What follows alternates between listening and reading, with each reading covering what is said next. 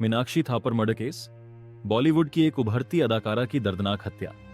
बॉलीवुड की चकाचौंध भरी दुनिया में सफलता पाने का सपना लाखों लोग देखते हैं, लेकिन इस चमकती दुनिया के पीछे कई काले सच भी छिपे होते हैं। 2012 में घटी एक दर्दनाक घटना ने फिल्म इंडस्ट्री और पूरे देश को झकझोर कर रख दिया।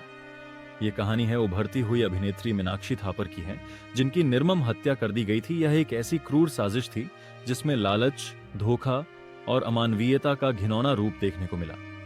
उनकी हत्या की गूंज पूरे बॉलीवुड में सुनाई दी, क्योंकि यह हत्या न सिर्फ बेरहमी से की गई थी, बल्कि इसके पीछे के कारण भी बेहद चौंकाने वाले थे। यह कहानी सिर्फ एक हत्या की नहीं है, बल्कि यह उस डरावनी सच्चाई को उजागर करती है जो अक्सर ग्लैमर की दुनिया में छिपी रहती है। तो चलिए इस घटना को विस्तार से समझते हैं। कौन थी मीनाक्षी थापर? मीनाक्षी थापर उत्तर प्रदेश के देवरिया जिले से थीं। वे एक मध्यम वर्गीय परिवार से ताल्लुक रखती थीं और बॉलीवुड में अपनी पहचान बनाने के लिए संघर्ष कर रही थीं। उन्होंने 2011 में रिलीज हुई हॉरर फिल्म 404 से अपने अभिनय करियर की शुरुआत की थी। इस फिल्म में उनकी भूमिका छोटी थी, लेकिन उनकी एक्टिंग को सराहा गया।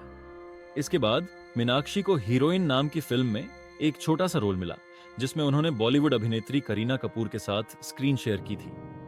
हालांकि उनकी मुख्य धारा में पहचान अभी बाकी थी। मीनाक्षी अपनी सुंदरता और टैलेंट की वजह से लोगों का ध्यान आकर्षित कर रही थी, लेकिन उनकी यह चमक किसी को इतनी खटक गई कि उनकी हत्या की साजिश रच दी गई। हत्या की साजिश कैसे रची गई? मीनाक्षी की हत्या किसी आम झगड़े या बदले की भावना से नहीं हुई थी, बल्कि यह हत्या पैसों और लालच के कारण हुई थी। बॉलीवुड में काम पाने के लिए मीनाक्षी नए नए लोगों से मिलती थी।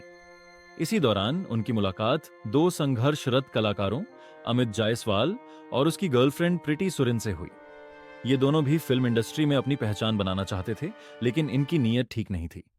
कैसे बना हत्या का प्लान? ने जब मीनाक्षी से बातचीत की तो उन्होंने जानबूझकर यह जानने की कोशिश की कि वह कितनी अमीर है। मीनाक्षी ने बातचीत के दौरान मजाक में या दिखावे के तौर पर कहा कि वह एक बहुत अमीर परिवार से आती। यह सुनकर अमित और प्रीति को लगा कि मीनाक्षी के पास बहुत पैसा होगा और अगर वे उसे किडनैप कर लें तो उनके हाथ मोटी फिरौती लग सकती है। बस इसी लालच ने इस हत्या को जन्म दिया। किडनैपिंग और हत्या। किडनैपिंग कैसे हुई? अप्रैल 2012 में अमित और प्रीति ने मीनाक्षी को एक फिल्म की शूटिंग के बहाने उत्तर प्रदेश के गोरखपुर और नेपाल बॉर्डर के पास बुलाया। उन्हें पहले से ही पता था कि अगर वे उसे वहां ले जाएंगे तो पुलिस के लिए केस सुलझाना मुश्किल होगा। मीनाक्षी को बहाने से नेपाल घुमाने के लिए ले जाया गया। नेपाल पहुंचते ही दोनों ने उसे किडनैप कर लिया और उसके परिवार से फिरौती मांगने की योजना बनाई। परिवार से फिरौती मांगी गई अपहरण के बाद अमित और प्रीति ने मीनाक्षी की मां को फोन किया और 15 लाख रुपए की फिरौती मांगी। उन्होंने धमकी दी कि अगर पैसे नहीं दिए गए तो वे मीनाक्षी को जान से मार देंगे।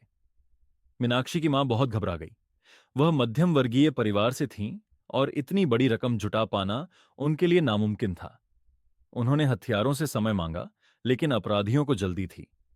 निर्मम हत्या। जब मीनाक्षी की मां फिरौती की रकम देने में असमर्थ रहीं, तो अमित और प्रीति ने उसे मारने का फैसला कर लिया। मीनाक्षी को नेपाल के एक सुनसान इलाके में ले जाया गया।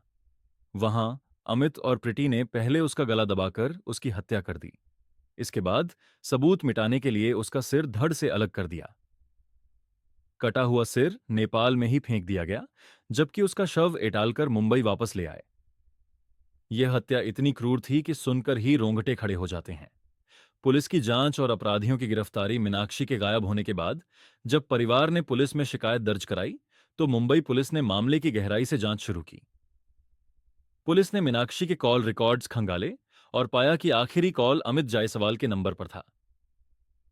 लोकेशन ट्रेस करने के बाद पुलिस को अमित और प्रीति की संदिग्ध गतिविधियों का पता चला। दोनों को मुंबई से गिरफ्तार किया गया। पूछताछ के दौरान दोनों ने अपराध कबूल कर लिया और पूरी घटना का खुलासा कर दिया। अमित और प्रीति को मीनाक्षी के शव के साथ गिरफ्तार किया गया, जबकि उसका सिर नेपाल में था, जिसे कभी बरामद नहीं किया जा सका।